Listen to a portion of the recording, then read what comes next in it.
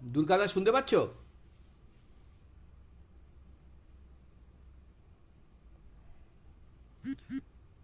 আমি রাজীবের জন্য একটু অপেক্ষা করছি, 1-2 মিনিট।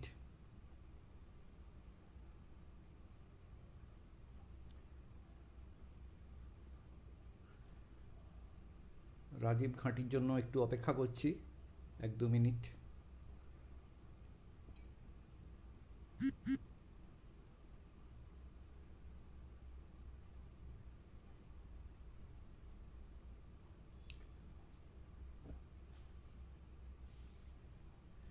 সবাইকে শুভেচ্ছা, শুভ সন্ধ্যা, সবাইকে ভালোবাসা। জয়ন্তদা এসে গেছেন, ভালো লাগছে। Ramkishore, thank you.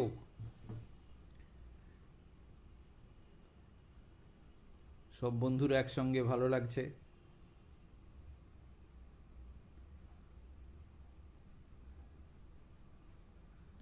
ভালোবাসা সবাইকে।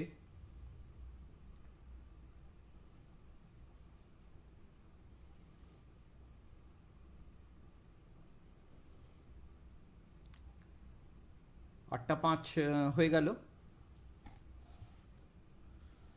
শুরু করা যাক এবারে আমাদের অনুষ্ঠান। প্রিয় কবি রাজীব ঘাঁটি এবং শিল্প সাহিত্য পত্রিকা। সাউন্ডে প্রবলেম আছে?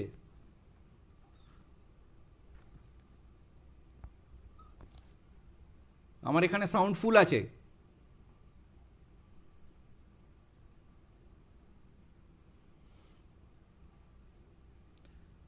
প্রিয় কবি রাজীব ঘাঁটি এবং শিল্প সাহিত্য পত্রিকা, ধন্যবাদ তাঁদেরকে। ধন্যবাদ আমার পাঠকদের এবং দর্শকদের, যারা এই মুহূর্তে আমার কথা শুনছেন, আগামী 1 ঘন্টা ধরে শুনবেন। তাঁদের সবাইকে আমার ভালোবাসা, অনেক অনেক ভালোবাসা। কবিতা পড়ার আগে, প্রত্যেক কবিতা পড়ার আগে আমরা একটা ভূমিকা তৈরি করে নিই মনে মনে।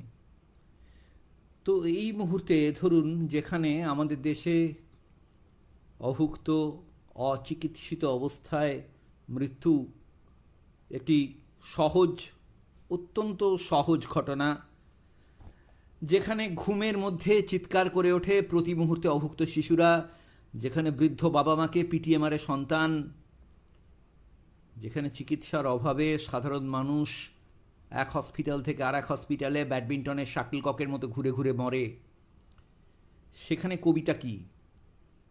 এই মুহূর্ত, এই দেশ, এই 2020 জুলাই মাস, এটা কি দাবি করে এই পরিস্থিতিতে কোনো কবিতা শোনার সময় বা ল্যাপটপে বা স্মার্টফোনে কয়েকটা ন্যাকা লাইন লিখে ফেলার? এ প্রশ্নের উত্তর আমার কাছে নেই। আমি জানি না কবিতায় কেউ প্রকৃতপক্ষে গর্জে উঠতে পারেন কি না। তো আমাদের চোখের সামনে এই মুহূর্তে কিন্তু খেলা করছে একটা অসুস্থ অন্ধকার। আমি জানি না এই অন্ধকারে সাজানো শব্দ দিয়ে এই অন্ধকারকে ভুলিয়ে রাখতে পারবো কি না। তবু তোতা পাখির মতো আউড়ে যাচ্ছি আমরা। যা কিছু আমার চারপাশে ছিল, ঘাস পাথর, সরীসৃপ, ভাঙা মন্দির, যা কিছু আমার চারপাশে ছিল, নির্বাসন, কথামালা, একলা সূর্যাস্ত, যা কিছু আমার চারপাশে ছিল, ধ্বংস, তীর বল্লম, ভিটে মাটি, সমস্ত একসঙ্গে কেঁপে ওঠে পশ্চিম মুখে। স্মৃতি যেন দীর্ঘ যাত্রী, দল দঙ্গল। ভাঙা বাক্স পড়ে থাকে আম গাছের ছায়ায়, এক পা ছেড়ে অন্য পায়ে হঠাৎ সব বাস্তুহীন। যা কিছু আমার চারপাশে আছে, শেয়ালদা, ভরদুপুর, উল্কি দেওয়াল, যা কিছু আমার চারপাশে আছে, কানাগলি, স্লোগান, মনুমেন্ট, যা কিছু আমার চারপাশে আছে, সরসজ্জা, ল্যাম্পপোস্ট, লাল গঙ্গা, সমস্ত একসঙ্গে ঘিরে ধরে মজ্জার অন্ধকার। তার মধ্যে দাঁড়িয়ে বাজে জলতরঙ্গ, চূড়োয় শূন্য তুলে ধরে হাওড়া ব্রিজ, পায়ের নিচে গড়িয়ে পড়ে আবহমান। যা কিছু আমার চারপাশে, ঝর্ণা, উড়ন্ত চুল, উদম পথ, ঝোড়ো মশাল, যা কিছু আমার চারপাশে স্বচ্ছ, ভোরের শব্দ, স্নাত শিশির, শ্মশান শিব, যা কিছু আমার চারপাশে মৃত্যু, এক এক দিন, হাজার দিন, জন্মদিন, সমস্ত একসঙ্গে ঘিরে আসে স্মৃতির হাতে। অল্প আলোয় বসে থাকা পথ ভিখিরি, যা ছিল আর যা আছে, দুই পাথর ঠুকে জ্বালিয়ে নেয় এতদিনের পুনর্বাসন। আমি যে কবিতাটি পড়লাম, এই সময়কে ব্যাখ্যা করার জন্য এর চেয়ে উপযুক্ত কবিতা আর কিছু আছে বলে আমার মনে হয় না। এটি শঙ্খ ঘোষের লেখা পুনর্বাসন। কেউ কেউ বলবেন যে কবিতা কি যুক্তি দিয়ে বা শিল্প দিয়ে যুক্তির উপশম? আমি সে প্রশ্নের সঠিক উত্তর আমি জানি না। আমার পক্ষে জানা বা বোঝা সম্ভব নয়। আমি শুধু বলতে পারি, একলা হয়ে দাঁড়িয়ে আছি তোমার জন্যে গলির কোণে। আমি কবিতাকে বলতে পারি, একলা হয়ে দাঁড়িয়ে আছি তোমার জন্যে গলির কোণে, ভাবি আমার মুখ দেখাবো, মুখ ঠেকে যায় বিজ্ঞাপনে। একটা দুটো সহজ কথা বলবো ভাবি চোখের আড়ে, জৌলুসে তা ঝলসে ওঠে বিজ্ঞাপনে রং বাহারে। কে কাকে ঠিক কেমন দেখে বুঝতে পারা শক্ত খুবই। হারে আমার বাড়িয়ে বলা, হারে আমার জন্মভূমি, বিকিয়ে গেছে চোখের চাওয়া, তোমার সাথে ওতপ্রোত নিয়ন আলোয় পণ্য হলো যা কিছু আজ ব্যক্তিগত। মুখের কথা একলা হয়ে রইল পড়ে গলির কোণে, ক্লান্ত আমার মুখোশ শুধু ঝুলতে থাকে বিজ্ঞাপনে। আপনারা সবাই জানেন এ কবিতাও শঙ্খ ঘোষের। আসলে এই মুহূর্তে উপশমের জন্য মানুষকে আমাদের তো কিছু খুঁজে নিতে হবে। আমি উপশমের জন্য এই কবিতা খুঁজে নিয়েছি। সেজন্যে আজকে এই অনুষ্ঠানে আমি আমার নিজের কবিতা এবং আমার প্রিয় কিছু কবির কবিতা পড়ব, তার সঙ্গে সঙ্গে কিছু কথাও বলবো।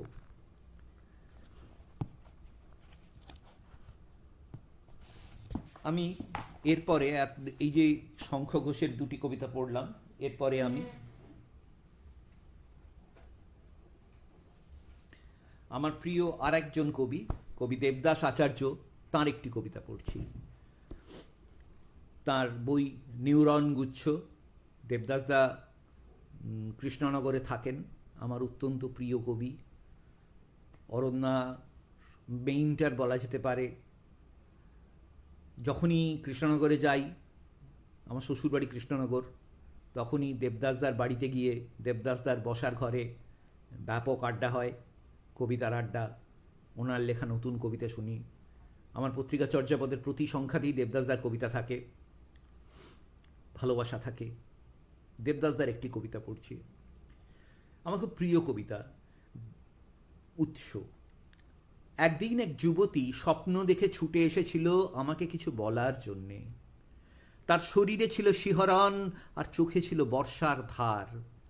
আমি তার কিছুই বুঝিনি তখন। এই তো সামান্য গল্প, এই গল্পই আমাকে সারা জীবন বলে যেতে হবে। কেউ শোনে তো ভালোই, নইলে মাঠে ঘাটে যে কোনো একলা সময়ে এই গল্পই করব। রাখালদের বলবো গান বাঁধতে, আর গ্রাম্য উপকথার মধ্যে এই গল্পই চালিয়ে দেব। কোনো গম্ভীর পুকুর দেখলে নাম দেব স্বপ্নের পুকুর। কোনো বাউলের সাকরেদ হয়ে জনপদে এই গল্পই গেয়ে বেড়াবো। গাইতে গাইতে দু কোষি বেয়ে ঝরবে আঠা, পোড়া কাঠ হয়ে যাবে শরীর। লক্ষ্য করুন এই কবিতাটিতে দেবদাসদা কি বলেছেন, একটি খুব ছোট্ট গল্প। এক যুবতী স্বপ্ন দেখে একজন প্রেমিকের কাছে চলে এসেছিল। এ তো আদিগন্ত মানুষের চেনা গল্প। লক্ষ কোটি বছর ধরে প্রত্যেক প্রজন্মে প্রতিটি মানুষ এই অভিজ্ঞতার মধ্যে দিয়ে গেছে। তবু এই চিরায়ত গল্পই কবিতা হয়ে ওঠে একজন কবির হাতে। তার বাধ্যতা, একজন কবির বাধ্যতা, তাকে এই গান সারা জীবন ধরে গেয়ে যেতে হয়, এবং গাইতে গাইতে এই গান ক্রমশ উপকথায় পরিণত হয়। একজন কবি পরিণত হন একটি কাল্টে। ঠিক এইভাবে বাংলা ভাষায় একসময় সৃষ্টি হয়েছিল চর্যাপদ, কায়া চিরবর পঞ্চবিডাল। ঠিক এইভাবে কান্নপাদ, লুইপাদ, সরহপাদ পটমঞ্জরির আগে তাদের প্রেমিকাদের জন্য গান বেঁধেছিল, যে গান চিরকালীন হয়ে গেছে। 1100 বছর ধরে আমরা যে গান শুনে চলেছি।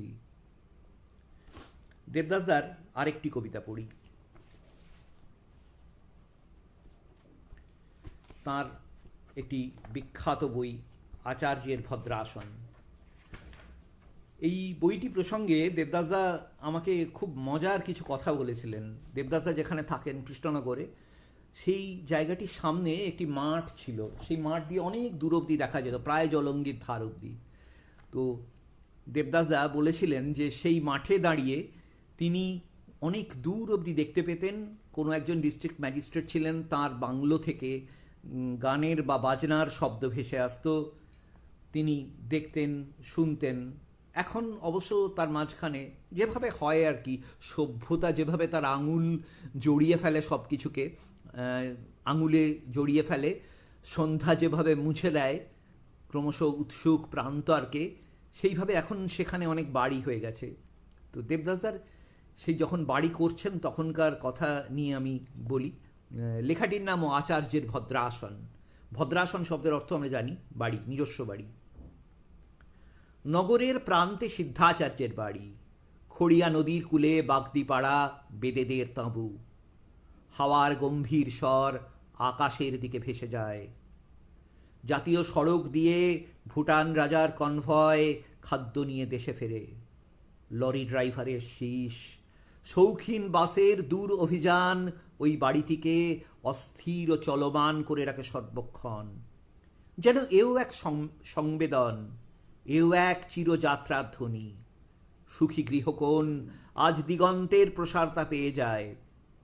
এত প্রসারতা, এ উন্মুক্ত আকাশ, এত রোদ, এত আলো, এত সজীবতার ভেতর শ্রীযুক্ত আচার্য মহাশয় আজ অসহায়। যেন তুচ্ছ এক খড়কুটো ভেসে যায় অসীমে, অনন্ত নীলে, রাত্রির গভীরে। এত যে বিশাল, তার অসহ্য অস্তিত্বে হিম করে দিয়ে যায় আচার্যের শিরদাঁড়া। যেন প্রকৃতির হিংস্রতা লাফিয়ে লাফিয়ে নামে সারা রাত। শান্ত সমতল, দূরে শ্মশানের আলো ধিকি ধিকি জ্বলে। জাতীয় সড়কে ছোটে আলোর মিছিল। শ্রী আচার্য গৃহী, তার ক্ষুদ্র সংসার। যে মহিলা আগলে রাখে সেও হতবাক। তাহলে কি প্রকৃতির বিশালতাই অতি প্রাকৃতিক? কত যুগ ধরে ক্ষুদ্র হতে হতে আজ এত ক্ষুদ্র হয়ে গেছে শ্রী আচার্য। আচার্যের অস্তিত্ব চেটে চেটে খায় ওই বাড়ি, ওই অতি প্রাকৃতিক। বেদুইন বাঁশি, বাগদিপাড়ার ঢোল, রাতের আকাশ, রাজপথ।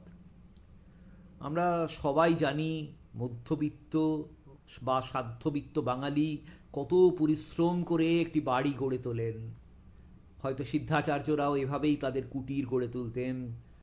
মধ্যযুগে শ্রীচৈতন্যের সময়ে, আজ থেকে 500 বছর আগে, 1533 সালে, সেই সময়েও হয়তো ঠিক একই কষ্ট করে মানুষ একটি বাড়ি তৈরি করত, বসবাসের ভদ্রাসন তৈরি করত, কুটির তৈরি করত। দেখুন এই কবিতার মধ্যে কি প্রাকৃতিক বিশালতার মধ্যে একজন মানুষ তার এই সাময়িক বাসস্থান কতটুকু এইটুকু বুঝিয়ে তুলেছেন কবি দেবদাস আচার্য।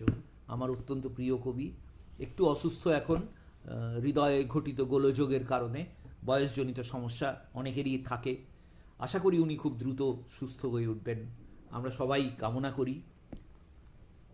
এবারে পড়ি আর একজন কবি, আল মাহমুদের কবিতা। যখন স্কুলে পড়ি, ক্লাস 12, কবিতা লিখছি, অভিমান পত্রিকার সঙ্গে ওতপ্রোতভাবে জড়িত, কফি হাউসে না গেলে ঘুম হয় না। সেই সময় আল মাহমুদ আমাদের অত্যন্ত একজন প্রিয় কবি। সম্ভবত তিনি তখন কলকাতায় ছিলেন কিছুদিনের জন্যে। আমার দুই বন্ধু, তারা আমাকে আমার কোনো এক জন্মদিনে, 16-17 বছরের জন্মদিনে হয়তো, আল মাহমুদের শ্রেষ্ঠ কবিতা উপহার দিয়েছিল। আল মাহমুদের শ্রেষ্ঠ কবিতাটি, তার মধ্যে আল মাহমুদের শ্রেষ্ঠ কবিতা না, তারা যে বইটি উপহার দিয়েছিল তার নাম ছিল সোনালী কাবিন। আল মাহমুদের সোনালী কাবিন পড়ার পর কবিতা বিষয়ে আমার ধারণা পাল্টে গেল বলা চলে। আমি দেখলাম একটি কবিতা কিভাবে একটি ইতিহাসের স্থানাঙ্ক নির্ধারণ করে দিতে পারে, আমাদের যাপনের স্থানাঙ্ক নির্ধারণ করে দিতে পারে। আমি পড়ি, তারপরে কথা হবে। যে বংশের ধারাবে শ্যাম শোভা ধরেছ মানিনী, একদা তারাই যেন গড়েছিল পুণ্ড্রের নগর। মাটির আহার হয়ে গেছে সব, অথচ জানিনি কাজল জাতির রক্ত পান করে বটের শিকড়। আমারও নিবাস ছিল যেন লোহিতাভ মৃত্তিকার দেশে, পূর্বপুরুষেরা ছিল পট্টিকেরা পুরীর গৌরব।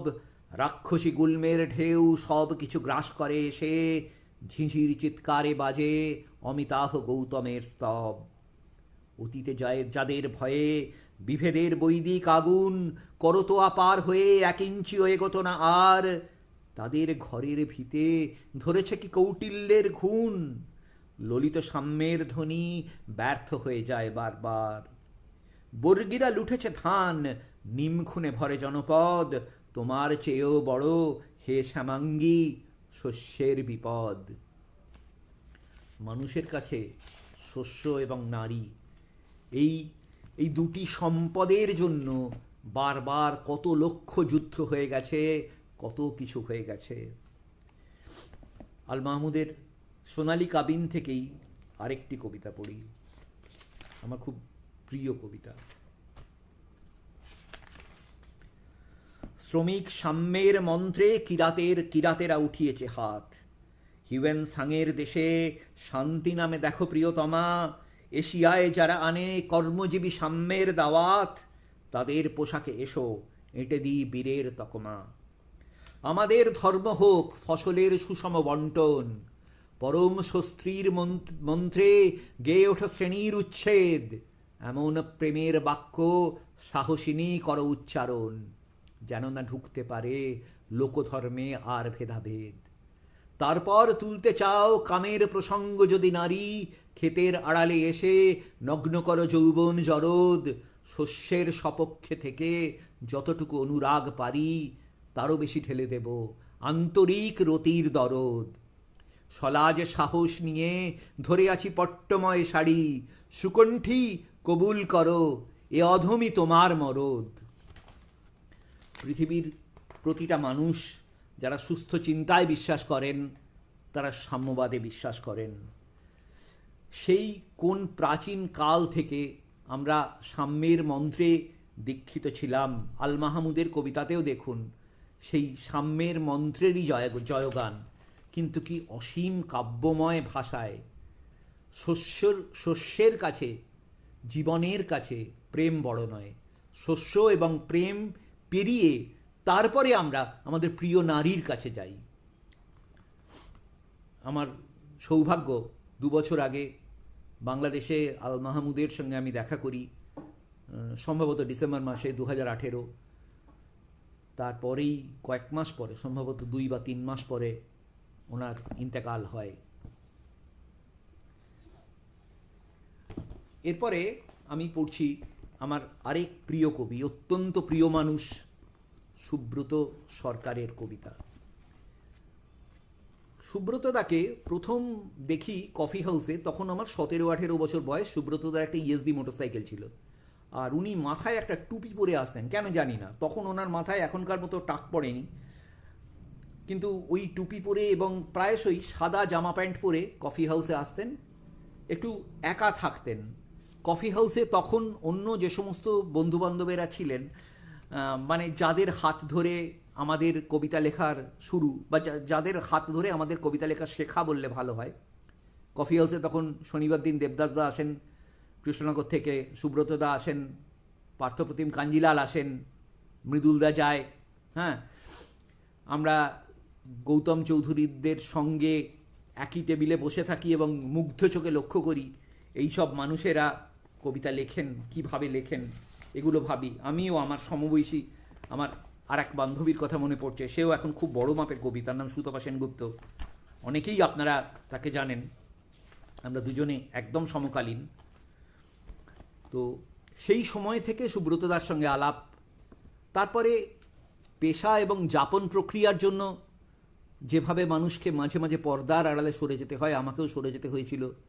সুব্রতদাও অডিটার, বিভিন্ন জায়গায় ঘুরে বেরিয়েছেন, পেশার তাগিদে ততদূর সময় দিতে পারেননি কবিতাকে, আবার ফিরে এসছেন, আমিও এসেছি। হয়তো আসতেই হয়, যে মানুষকে একবার কবিতার কালসাপ দংশন করেছে, সারা জীবন সেই নীল দংশন দাগ, সেই দাঁতের দাগ বহন করা হয়তো তার নিয়তি নির্দিষ্ট ভাগ্য। নেমেসিস পড়ি। সুব্রত তার একটি বিখ্যাত বই সহ্য করো বাংলা ভাষা, তার একটি ভূমিকাটি আমি পড়ছি প্রথমে। যদি বলি খোলা চুলে বই পড়তে এসো না, তোমাকে একলা পেয়ে আমার মনে কু ডাকে। তুমি ঠিক বুঝবে না, লাইব্রেরি রুমে কম পাওয়ারের আলোয় কি হবে আমার মনে। কোনো কীটনাশকের সাধ্য নেই আমাকে শাসনে রাখে। তোমার হাতের ঘাম যদি লেগে যায়, আমি বই হয়ে কি করব শরীরের ডাকে সাড়া দিতে হলে। আজ আর কিছু বলবো না, শুধু একদিন রিকশায় যেতে যেতে হাওয়ায় পাতা উল্টে বলতাম ফিসফাস, তোমার শাড়ির স্পর্শ আমি বুঝেছি যেমন, এইখানে লেখা আছে বই হয়ে এসেছি এখন।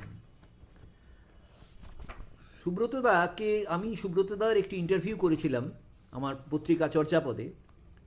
সেখানে আমি সুব্রতদাকে প্রশ্ন করেছিলাম তার কবিতা বিষয়ে, তার কবিতা লেখা বিষয়ে, তার শ্রেষ্ঠ কবিতা বিষয়ে। সুব্রতদা বলেছিলেন যে একটি কবিতা লিখলে তার শারীরিক কষ্ট হয়, একটি কবিতা তাকে, একটি ভালো কবিতা তাকে ভেতর থেকে আক্রমণ করে, তিনি ক্লান্ত রক্তাক্ত হয়ে যান।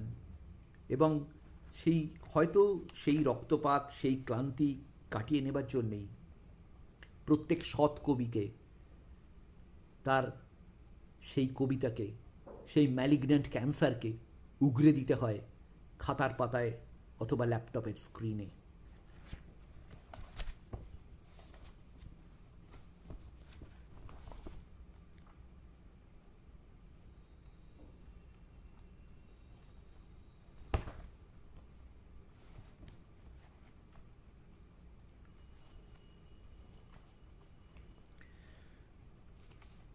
আমি সুব্রতদার আরেকটি কবিতা পড়ছি।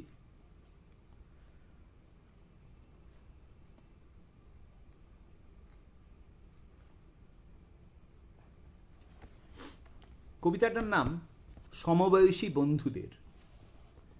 কি এসে যায় যদি আমার লেখার ওপর সাপ কখনো ডিম পেড়ে রাখে, যদি ধুলোর ভেতর অক্ষরেরা অদৃশ্য হয়ে যায়, বর্ষার রাতে মাঠের উপর দিয়ে কালপুরুষ ভেসে যাচ্ছে দেখলেও যেমন কিছু করবার থাকে না। আমি নিজেরই পুরনো লেখার একটা কোণা ধরে মাকড়সার মতো জাল বোনার চেষ্টা করি, কিন্তু তার সাফল্যের সঙ্গে আমার আজ কি সম্পর্ক? ভাবুন, আমি কবিতাটি আরেকবার পড়ব। আপনি ভেবে দেখুন, সত্যিই তো একটি কবিতা লেখার পর সেই বিশেষ কবিতাটির কাছে মৃত্যু কি হয় না একজন কবির? আমরা যারা কবিতা লিখি, আমার যারা শ্রোতা, আমি যাদের দেখছি, যাদের নাম রয়েছে এখানে, আমরা প্রত্যেকে জানি একটি কবিতা লেখার পর সেই মুহূর্ত থেকে কবিতাটি আমাদের হাত থেকে মৃত হয়ে যায়। তারপর কবিতাটি এগিয়ে চলে সময়ের ডানায় ভর করে। একজন কবি দূর থেকে তাকে দেখে। সুব্রতদা লিখছেন, কি এসে যায় যদি আমার লেখার ওপর সাপ কখনো ডিম পেড়ে রাখে? যদি ধুলোর ভেতর অক্ষরেরা অদৃশ্য হয়ে যায়, বর্ষার রাতে মাঠের ওপর দিয়ে কালপুরুষ ভেসে যাচ্ছে দেখলেও যেমন কিছু করবার থাকে না, আমি নিজেরই পুরনো একটা লেখার কোনা ধরে মাকড়সার মতো জাল বোনার চেষ্টা করি। কিন্তু তার সাফল্যের সঙ্গে আমার আজ কী সম্পর্ক? পুরনো হানাবাড়ি, দরজা নেই, জানলা নেই, ছাদের ফাটলে লুপথক ডাকছে। অনেক দিন আগে লাইব্রেরিটি উঠে অন্য বাড়িতে চলে যাবার সময় ওরা যে ভাঙা আলমারি ফেলে রেখে গিয়েছিল, তার পাল্লার পেছনে আমার শেষ লেখাটি এখন হয়তো অশরীরীর মতো অপেক্ষা করছে। হয়তো কঙ্কালের মতো হাওয়ায় দুলে উঠলে হাড়ের খটখট শব্দ ভেসে আসে। সে এখন অদৃশ্য ছায়ানটের সুর। তার ভালো মন্দের সঙ্গে আমার নতুন করে সম্বন্ধ হতে পারে না। কবিতাটি তো মৃত। একজন কবির কাছে তো কবিতাটি শেষ হয়ে গেছে লেখার পরে। তারপরে আবার লিখছেন, তবে অতদিন দূরে তো আর আমিও আমার লেখা এখনো গিয়ে পৌঁছয়নি। তাই কখনো নিজেদের মনে হয় সমবয়সী বন্ধু, যাদের মনে এখনো কিছুটা কৈশোর রয়েছে, কখনো অচেনা মানুষ। কেউ কারুর অন্তরের সুলুক জানি না। পরস্পরকে খুঁজতে খুঁজতে আমরা এখন লাইব্রেরির এই শ্মশান প্রান্তে চলে এসেছি। সামনে সুরধনী গঙ্গা, রবীন্দ্র সেতু, চিতার ধোঁয়ায় কেঁপে কেঁপে উঠছে বিদ্যাসাগর ব্রিজ। শববাহকদের হরিধ্বনির মাঝে খুচরো পয়সার মতো যশ আকাঙ্ক্ষায় ঝিকঝিক করছে অক্ষর। ঝরে পড়ছে সূর্য রেখা ধরে ভেসে আসছে তারা, গড়িয়ে আসে রাস্তায়, যেন বন্ধুরা সব আজ ফুর্তি করতে চলল। নশ্বর এই জীবনে ফুর্তির স্মৃতিটুকুই তো থাকবে, সুকুমার। আমি জানি না এই সুকুমারকে। আমার নিজেকে সুব্রতদার কবিতার এই সুকুমার বলে ভাবতে ইচ্ছে করে। কত রাত্রি দুজনে আড্ডা মেরেছি। আমি যে বাড়িটিতে থাকি, হ্যাঁ, সৌভাগ্যক্রমে তার একদম ওপর তলায় আমার ফ্ল্যাট, 8 তলার উপরে। তার ছাদে রাত 2টোর সময় সুব্রতদা গান গেয়ে শোনাচ্ছেন। সেই সব স্মৃতিগুলি মনে পড়ছে, মনে জেগে রয়েছে। গভীর রাত, মাথার ওপর দ্বাদশীর চাঁদ, সুব্রত সরকার, আমি এবং অরণ্যা সরকার, আমরা তিনজনে ক্রমাগত আড্ডা মেরে চলেছি। অন্যদেরও কবিতা পড়ব, তার মধ্যে এবার এই অধমেরও কিছু কবিতা পড়ি। আচ্ছা, তার আগে মনীন্দ্রগুপ্তর একটা কবিতা পড়ি। মনীন্দ্রগুপ্ত আমার খুব প্রিয় কবি।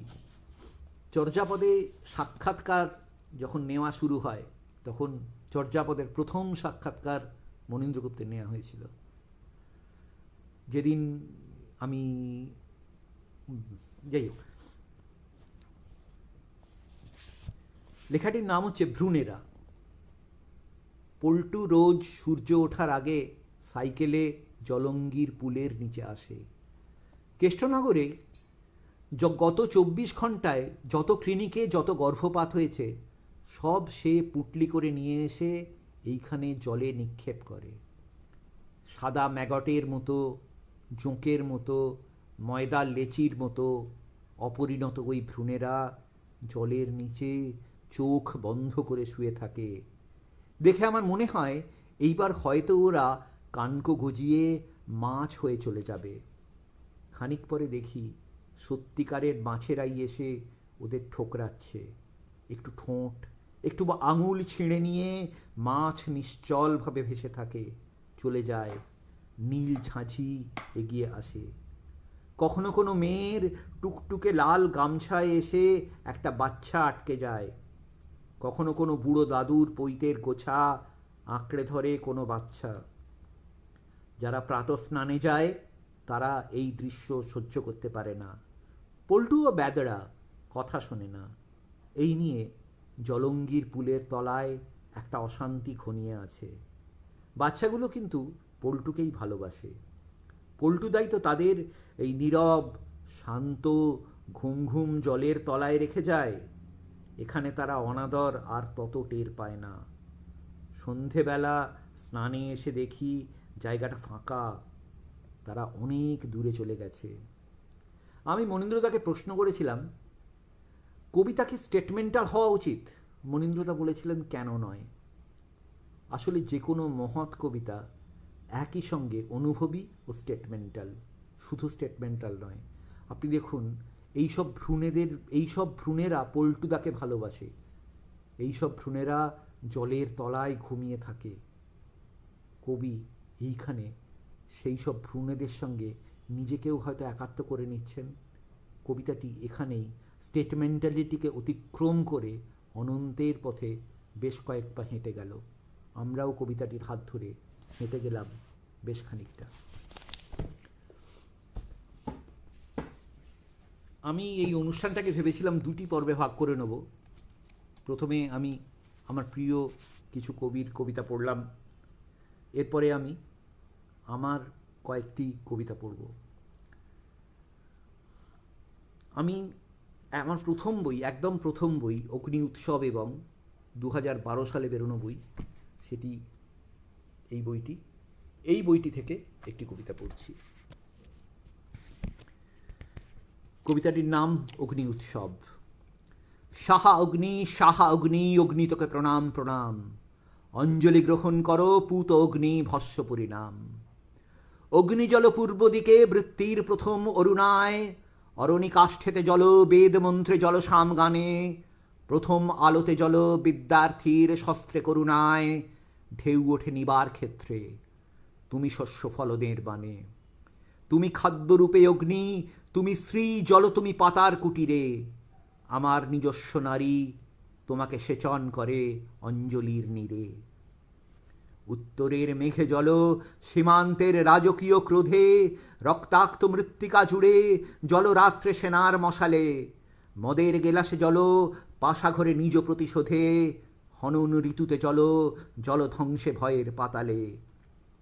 মৃত্যুবীজে জল অগ্নি, শোক থাক স্তব্ধ অধিকারে, শব্দের অঞ্জলি ভেঙে তুমি নাবো সবের কিনারে। দক্ষিণ দিগন্তে জল, কাবাক্ষীর চোখের তারায়, শরীরী বিভঙ্গে জল, বুকের পর্বত থেকে নাভির গভীর, স্তনবৃন্ত জলে জিভে ঝালাবাজে দ্রুত অন্তরায়, চাটো অববাহিকার খাত, রোমরাজি জলুক শরীর, উর্বর মৃত্তিকা গর্ভে ঢুকে যাক তীক্ষ্ণ শীর্ষ লাঙলের ফাল, কর্ষণ সমাপ্ত হলো, উঠে পড়ো প্রিয় অগ্নি, হয়েছে সকাল। দহন সমাপ্ত হলে অগ্নি তুমি পশ্চিম সীমায়, জ্বলে থেকো সন্ধ্যা দ্বীপে, শিখা কাঁপে একা থির থির, গহন তো শাঁখের শব্দে তোমাকে প্রণাম করে সেও অপেক্ষায়, আজ তুমি আঁচলের অন্তরালে গৃহলক্ষ্মীর। আমিও স্মরণ শেষে নেমে আসছি অন্ধকার দিক চক্রবালে, তুমিও আরতি তাপ তুলে দিও শুভ অগ্নি আমার কপালে। ছন্দ ভালো লাগতো এক সময়, টেকনিক্যালি ছন্দটা শেখার চেষ্টা করেছিলাম, খানিকটা শিখেছিলামও হয়তো। এই কবিতাটিতে বা আমার তখনকার বেশ কিছু কবিতায় এই ধরনের ছন্দচর্চা আছে। তবে এখন যে ধরনের কবিতা লিখি, কবিতা বিষয়ক দর্শন আমার পাল্টে গেছে। তবু নিজের পুরনো ছবি তো অ্যালবাম থেকে মাঝে মাঝে দেখতে ভালো লাগে, তাই এই কবিতাগুলি শোনাচ্ছি। দ্বিতীয় কবিতা সাঙ্গীতিক, একই বই থেকে। জৈবনিকতার দিকে বারবার ফিরে যেতে চাই, তাই বুঝি ভেঙে পড়ে ক্যানভাসের সাদা, নষ্ট গর্ভের রক্তে নিভে যায় উদাসীন ছাই, আরও উদাসীন এক সন্ন্যাসীর করঙ্কের আধার, গাঢ় লাস্যে হেসে ওঠে মর্মরের মুখপানে চেয়ে, যেন জন্ম নয় শুধু অমরার ফুটে ওঠা ক্ষীণ দ্বিধা, কেঁপে উঠে খসে গেল বৃন্তের অন্তিম প্রেমে স্নেহে। তবু এই দীর্ঘতম ভার ভ্রূণানুর লঘু অভিদায়, নির্বাণের দিকে ঢলে পড়ে আত্মমগ্ন চিতার সমিধে। আর শোকে মূর্খতায় অনন্ত বৃষ্টির তীরে বিধে যদি ঝরে পড়ে কিছু রং তেল তুলির রুক্ষতা, তাকে এই গূঢ় রক্তে প্রবাহ ফেনায় ঢেলে দিও। আমি খুব ঢেউ ভেঙে আরও শ্বেত প্রাত্যহিকতায় তুলে নেব অন্তরাটুকু, এ গানের সমস্ত আমিও। 2012 পরে আমার তারপরের পরের বছর আমার কবিতা বই বেরোয় জলপরীদের শীতকার গাথা।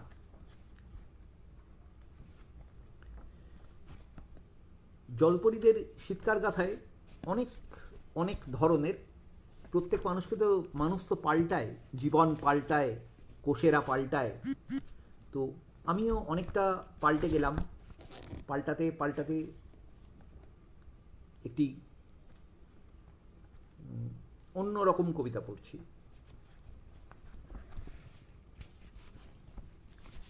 কবিতাটির নাম শান্তি কল্যাণ।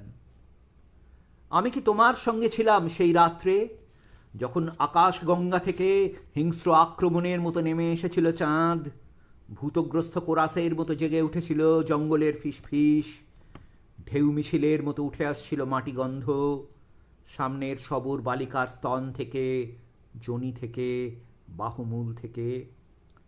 সেই অপরিসীম রাত্রে জেগেছিল জল আর খনিজ লবণ, মৃত পশুদের হাড়গুলি ফিরে পাচ্ছিল তাদের পূর্ব সংস্কার, রাত পাখিরা ঝাঁপ দিয়ে পড়ছিল আগুনের ঘৃণায়।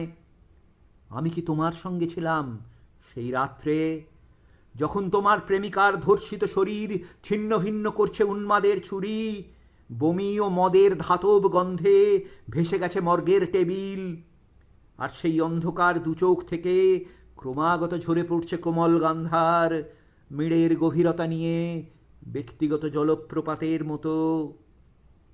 দেখো, আজ আমি সেই জল তুলে নিলাম একান্ত অঞ্জলিতে। আমি সেই জল ছিটিয়ে দিচ্ছি চারপাশে, আর তুমি বলছো শান্তি কল্যাণ, শান্তি কল্যাণ।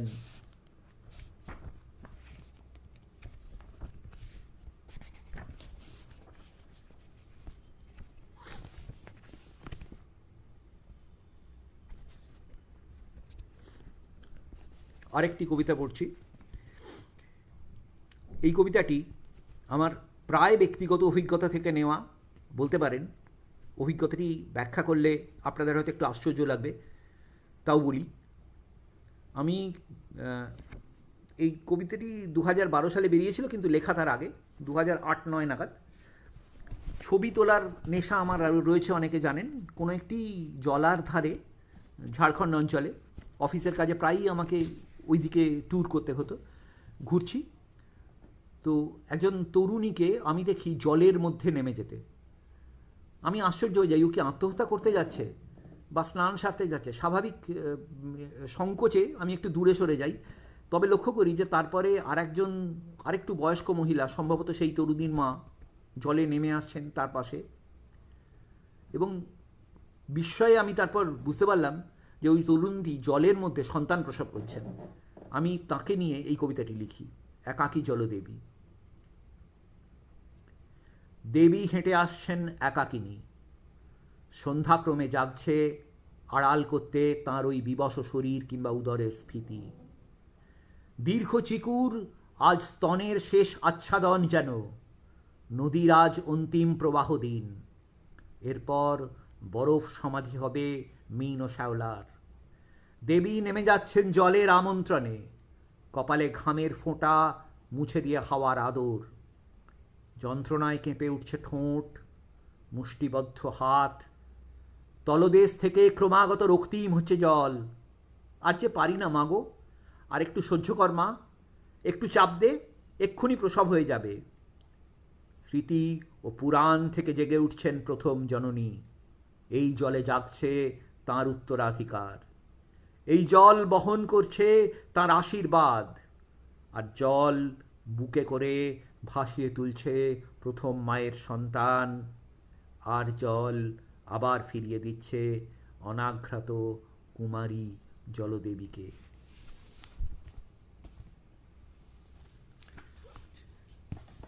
এরপরে আমার একটি ছোট্ট বই বেরোয়, বইটার নাম বাউলানি তোমায়।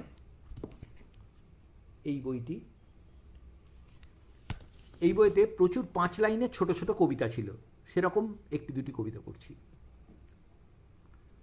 একটা একতারা দিও, তাপ দিও ফকিরের চেরাগ থেকে, আর কাজল পরিয়ে দিও দু চোখে। কাফনের প্রচ্ছদে এঁকে দিও কিছু মদের সোনালি।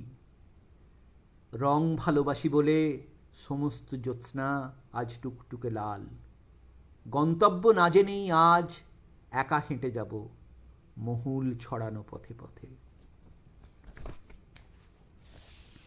আরেকটি কবিতা। তোমার ভাইরাস লেগেছিল সংক্রামিত চাঁদে, জ্যোৎস্নার উত্তাপ পুড়িয়েছে দু ঠোঁটের গাঢ় অন্ধকার, সব কিছু পুড়ে গেছে স্মৃতিহীন নাভিদেশ ছাড়া। আমার কলঙ্ক রাত্রি তোমাকে তো আগেই দিয়েছি, তাহলে এখনো কেন পেতনি হয়ে ঘাড়ে চেপে আছো?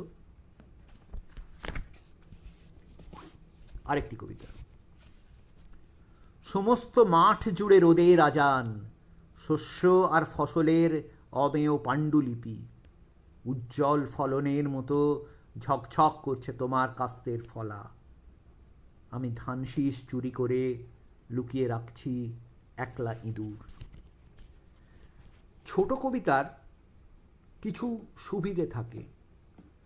সুবিধে হচ্ছে সংহত ভাবনা অল্প কথায় বলা যায়, আবার অসুবিধেও থাকে। অনেক পাঠক ছোট কবিতার মধ্যে ছোট কবিতার সঙ্গে নিজেকে রিলেট করতে পারেন না। আমরা যখন কবিতা লিখি, আমরা আমাদের সামনে কাউকে ধরে নিয়ে তো লিখি, কোনো পাঠককে ধরে নিয়ে তো লিখি, যে পাঠককে প্রণাম করে আমার কবিতা লেখা শুরু ও শেষ হয়। তো ছোট কবিতায় আমি দেখেছি অনেক অনেক পাঠকের সঙ্গে তো, বা অনেক কবির সঙ্গে তো ইন্টারাকশান হয়। খুব ছোট কবিতা, 3-4 লাইনের কবিতায় আমি দেখেছি অনেকেই বলেছেন আমাকে, হয়তো খুব দ্রুত শেষ হয়ে গেল বলে, আমি ঠিক জানি না, এই প্রশ্নের উত্তর আমার কাছে আজও স্পষ্ট নয়। কবিতার কি মাপ হওয়া উচিত সেটা তো বলতে পারবো না। প্রকৃতপক্ষে কবিতা কি, এ প্রসঙ্গটা যখন উঠলো তখন এ প্রসঙ্গে একটা দুটো কথা বলি। অ্যাকচুয়ালি কবিতা বলতে আমরা কি বুঝি, এই প্রশ্ন এত বছর ধরে মাঝে মাঝেই আমাকে কেন, যারা কবিতা লেখেন তাদের প্রত্যেককে মাঝে মাঝেই হানা দিয়েছে। আপনার নিজের মনে কি কখনো হয়নি যে কবিতার কোনো নির্দিষ্ট সংজ্ঞা আছে, না হয়নি? আর সংজ্ঞা না থাকলে, না থাকার কারণেই কি সবাই যে যার ইচ্ছে মতো লেখে? অ্যাকচুয়ালি আমার যতটুকু পাঠ অভিজ্ঞতা তার থেকে আমি দেখেছি প্রত্যেক বড় কবি নিজের মতো করে এক এক রকম সংজ্ঞা দিয়ে গেছেন। এজরা পাউন্ড একরকম কথা বলেছেন, প্রাচীন ভারতীয় নন্দন তত্ত্বেও এক ধরনের কথা বলা আছে।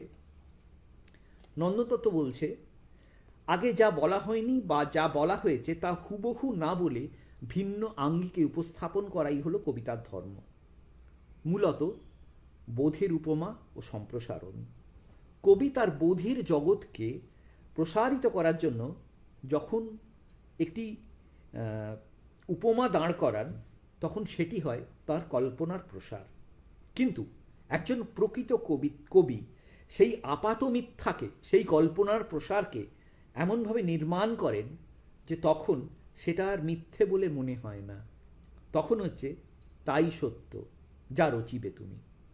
একটা উপমা ধরা যাক, যেমন পাখির নীড়ের মতো চোখ তুলে নাটোরের বনলতা সেন। পাখির নীড়ের মতো তো চোখ হয় না, তবে এর আগে তো আর কেউ এভাবে বলেননি।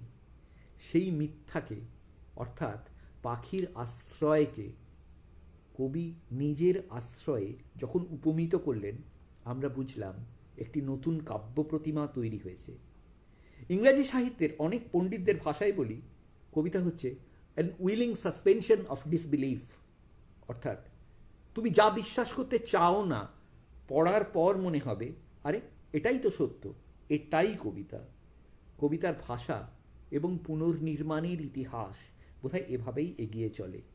প্রত্যেক কবি তার নিজস্ব বোধ নিয়ে যে কবিতা রচনা করেন, সেই বোধটাই পাঠকের মধ্যে সম্প্রসারিত করে দিতে চান। কেউ কেউ বলতে পারেন একজন কবি একটা কবিতা লেখার পর যখন পড়বেন তখন সেটা পাঠক হিসেবে পড়বেন। এই কথাটা আমার কাছে খুব গুরুত্বপূর্ণ মনে হয়েছিল।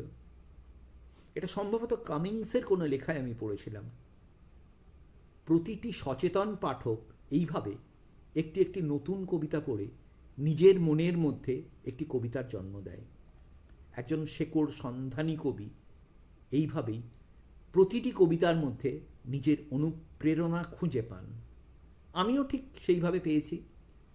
বিভিন্ন রকম যাপিত জীবন, বুঝতেই পারছেন এই দীর্ঘ বয়স, এর কারণে এই বিভিন্ন রকম যাপিত জীবন, পেশার কারণেও বটে, আমাকে অনেক অনেক ধরনের অভিজ্ঞতার সম্মুখীন করেছে।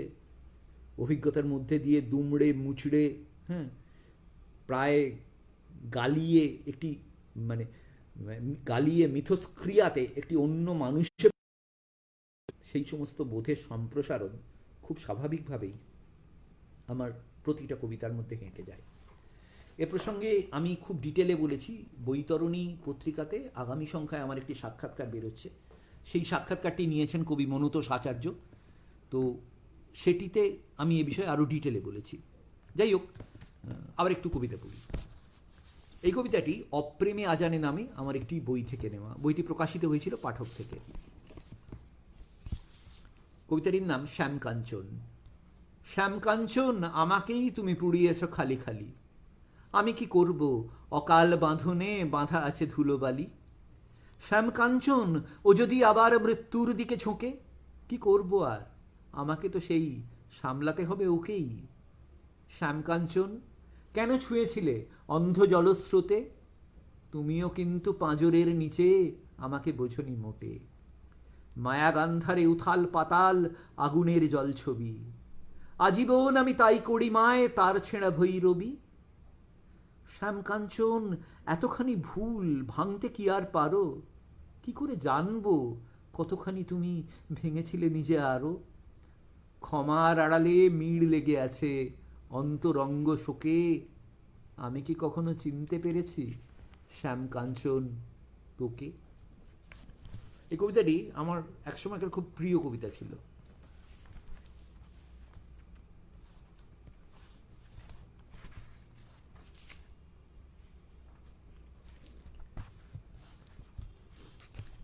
সময় ক্রমশ শেষ হয়ে আসছে, আর বেশি কবিতা পড়ব না। বাউল গান আমাকে যে কোনো কারণেই হোক, বাউল তত্ত্ব, বাউল গান প্রচণ্ড আকর্ষণ করে। আমার রক্তের মধ্যে হয়তো কোনো একতারার ভাইরাস রয়েছে। তো আমি দুটি কবিতা পড়ছি, শেষ দুটি কবিতা, তার সঙ্গে এই ভাইরাস সম্পৃক্ত হয়ে রয়েছে, যার থেকে এ জীবনে হয়তো আমার আর মুক্তি হবে না। প্রথম কবিতা, আরশিনগর। আমি তো তোমার পড়শি আরশিনগরে, আজ তবে আরশি থেকে শুরু করি খোঁজ। কাঁচের গরাদ থেকে বেহায়া পদক্ষেপে দুহাত বাড়াই সহজিয়া। আরশি মানে জিয়নের কাঠি, আরশি মানে বর্ণহীন কাঁটা বিঁধে আছে শূন্যতায়। আনন্দ লহরীর তালে ভেসে যায় আগুনের বাঁশি। রজস্বলা রাত্রি ভেঙে পড়ছে মাথার ভিতরে, কে দেবে কপাট কোন ঘরে। গুবগুবি দোতারা বাজে কুলাচার মেনে, মোহানায় চুঁয়ে পড়ে জল। জন্মবীজ ভেসে আসছে রক্ত ফুলে, শুক্র থেকে পলিমাটি। চর জমি পড়ে নির্বিকার। চর বুঝি রাধারানী, মনের মানুষই, মেয়ে সাধন সঙ্গিনী আমার। এঁরই গর্ভে শূন্য বীজ, আমার উচ্ছ্বাস রসরতী। নির্বিকল্প বিন্দুর ধারণ, বিন্দু স্থির, বিন্দু দৃঢ়। বিন্দু মানে ভ্রুমধ্যে এক নীলবর্ণ আলো। শূন্য থেকে শুরুয়াত, শূন্যের মাঝারে তবে কেন এই ঘর রক্তাক্ত হয়ে ওঠে রোজ। কেন পুড়ে যায় নির্বিকার সংসার সুখ। কে ছুঁয়েছে কপাল, আর কার আঙুলের ছাপ তীব্র দাগ রেখে দিল জন্মের নিশানে। জন্ম তো বারণ আজ, জন্মের নিষেধ থেকে কান্না উঠে আসে। এ বিলাপ ঠিক নয়, কেঁদো না চরণ দাসী। চর মানে স্থির ভূমি, চর মানে তোমার সাধন ব্রজধাম। রুক্ষ লাল মাটি ফেটে তাপ উঠছে চৈত্র সন্ধ্যায়। ত্রিকোণ ফাটল থেকে উঠে আসে আগুন বিলাস। উঠে চাবি, চাবি কই? 8টি কুঠুরি দ্বার চাবি আঁটা, বাকি দুটি কে খুলেছে? চাঁদের উদয় হয় অমাবস্যায়, দশমী দুয়ারে মহামিন খেলছেন আজ। আমিও কি খেলিনি তাঁকে নিয়ে? সঙ্গ সুখ চেয়েছিল প্রাণ, তুমিও তো চেয়েছ অমিয়। ভেসে গেছি ভরা কোটালের রাতে, আমার রুদ্রাক্ষমালা তবু আজ ছিঁড়ে গিয়ে হারিয়েছে সব উপার্জন। এটুকুই ভিক্ষা ছিল, ভিক্ষা ছিল কৃষ্ণপক্ষে নিরালায়, তোমার পায়ের কাছে এক তিল নিষিদ্ধ আগুন। খুব বেশি চেয়েছি কি? খুব কিছু তেষ্টা ছিল বুকে? খুব কিছু আকাশ জমিন ফারাকের মধ্যে খেলে গেছে হাহা শূন্যতা? খুব কিছু ভাঙা গড়া শূন্যের শরীরে? ভেঙেছিল তোমার নির্মাণ, আমি শুধু আরশিতে চেয়েছি নিজেকে। তোমার পড়শি হয়ে আরশি নগরে চেয়েছি উজানি রাতে, দুজনেই সহজিয়া সুখে ভেসে যাব কল্পসুরে, লতায় পাতায় নির্বাসনে। বারবার জন্মভিক্ষা করি তোর গর্ভে, আমারই ঔরসে তুই আমাকেই জন্ম দিস সোনার মানুষ। অনেকক্ষণ কবিতা শোনালাম আপনাদের, আপনাদের ধৈর্যের ওপর বেশি অত্যাচার করা উচিত না। আমার শেষ কবিতা, এই কবিতাটি আমার নুন বাতাসের মাধুকরী নামে একটি বই থেকে, প্রবেশক কবিতা, আমার খুব প্রিয় কবিতা, অনেক জায়গায় আমি আবৃত্তি করি। কবিতাটির সঙ্গে আমার জীবন জড়িয়ে আছে। এই কবিতাটি পড়ে আমি আপনাদের সবাইকে প্রণাম জানাবো। জনিতে প্রণাম রাখি, বিবাহ বাসর ভিক্ষা করি, ইড়া থেকে পিঙ্গলায় বৃষ্টি নামে সহস্রার জুড়ে, কে বিঁধেছে মৎস্যচক্ষু, কার জন্যে তীব্র মাধুকরী, বিশল্য করণীর বাঁশি আজীবন বাজে ভুল সুরে। চিরশত্রু ভানুমতি নেচে ওঠো সাপের মাথায়, শরীরী চৌকাঠ থেকে আঁকে বাঁকে ফেরো রাধা ভাবে। আমিও কুসুম জাল বুনে রাখি মায়াবী কাঁথায়, ঘি আর আগুন থাকে পাশাপাশি শোকের প্রস্তাবে। তাই এ শোলক লিখি, আউল বাউল দরবেশি, পাথর ও পাতার পয়ারে ডাক দিই জন্মান্তর থেকে। উরুতে জড়ুল চিহ্ন পাছড়িয়ে তুমি এলোকেশি, দূর থেকে মজা দেখো প্রতিহিংসা বুকে চেপে রেখে। ভাঙা শাঁখা পড়ে পাশে, সিঁদুর লেপ্টে আছে মুখে, কোলেতে আমারই সব, চিতা কাঠে জীব চাটে দাহ। এওতি প্রণাম করে ঢাক বাজে নয়ন সম্মুখে, এ জন্মে কবুল করি আমাদের পরজন্মের গুনাহ। চক্রবৎ জন্ম ঘরে ঘুরে মরি আমিও ভৈরবী, দোতারা গুবগুবি হয়ে বেজে যাই আজন্মের ঋণে। যে জন্মে সুরেতে বাজি সেই জন্মে ধুলো খেলে কবি, সেই জন্মে একসাথে পুড়ে যায় চাঁদ ও হরিণে। সবাইকে নমস্কার, প্রণাম, ভালো থাকবেন। সর্বে সুখিনা সন্তু, সর্বে সন্তু নিরাময়া। নমস্কার।